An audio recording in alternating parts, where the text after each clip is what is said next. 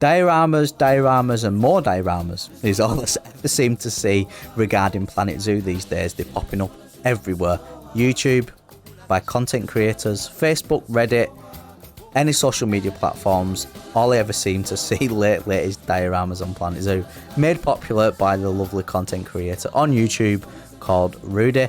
And I can see why they're so popular. If you're new around here, my name is Adam, and today we are creating kind of like a paradise, sandy, beachy diorama. I've already done one diorama which was more of a swampy look, and I did this one, and yeah, I know why these are popular. It's because they're so fun to make. Well, to me they are anyway. I had a lot of fun making them. I have a lot of fun in general with any kind of project like this, like dioramas, what lets you tap into that more creative side of your brain, so to speak. And if you know me, or you are a current subscriber of mine, you know that I love video games or projects. What helps me tap into that creative side of my brain.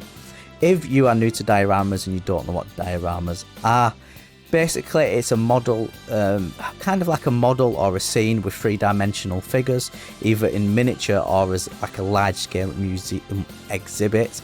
And yeah, I hope you enjoy watching the rest of this diorama.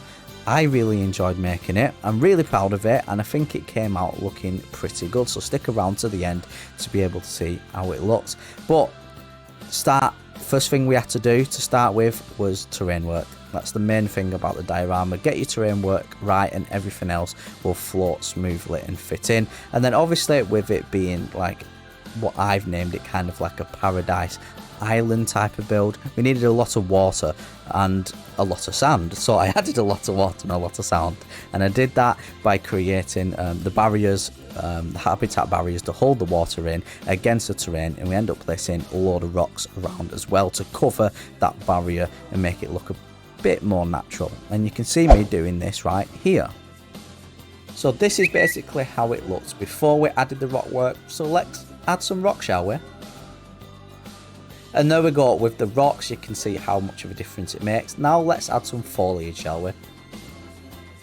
Now look at the difference this foliage makes. Honestly, rock work and foliage makes anything stand out in Planet Zoo.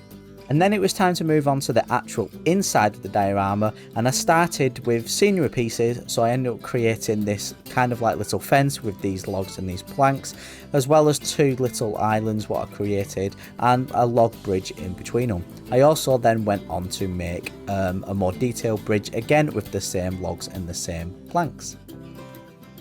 After that was complete, it was time to move on to a different scenery item, and I wanted to create something like a boat docking area. I think we end up pulling it off. Tell me what you think in the comment section below. In fact, tell me what you think of this whole diorama, and are you creating any dioramas yourself? Let me know in the comment section. I will reply to every comment I get.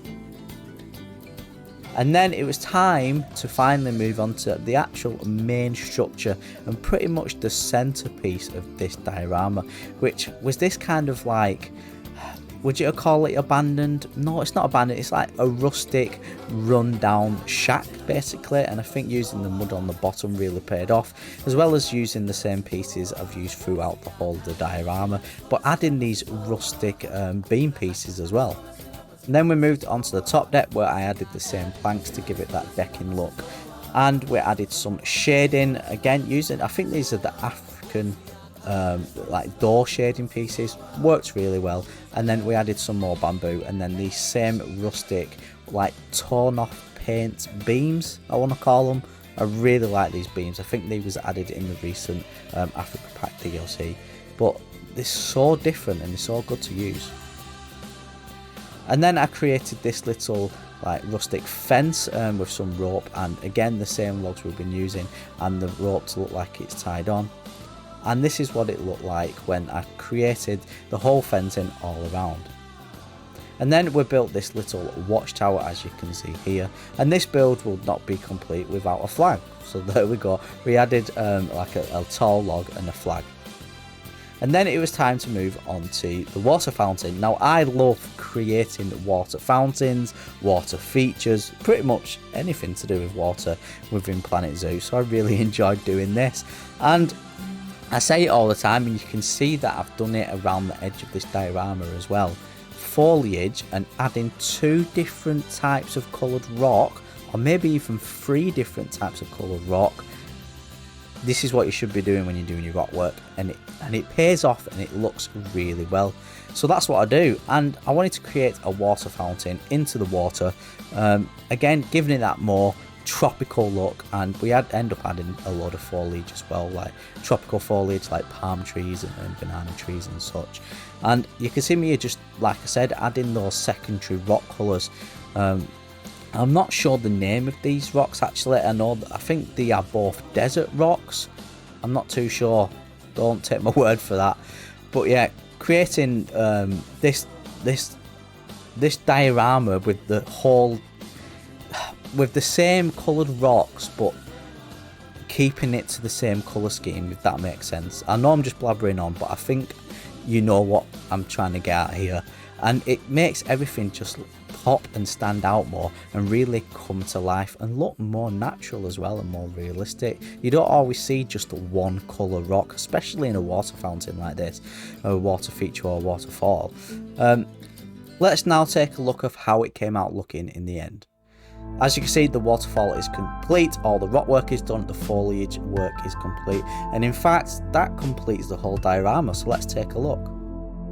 Here is our main structure, what you saw me building previously, and it is complete. The watchtower's complete. We've added a little surfboard to the side there against the rocks, and I'm really happy how it came out looking. And there we have it, our whole diorama is complete. If you want to take a look at this diorama, the link to the Steam Workshop will be in the description, and all my other links, like the link to the Discord if you want to be part of that, as well as the link to my Twitch. I do stream now over on Twitch. You can catch me creating stuff like that, like this, over there as well. But my name's Adam. I hope you have a wonderful day. If you're new around here, feel free to subscribe and join the community. Please hit that like button, it helps the channel grow, and I really do appreciate it. Hope you have a wonderful day, and I will catch you in the next video.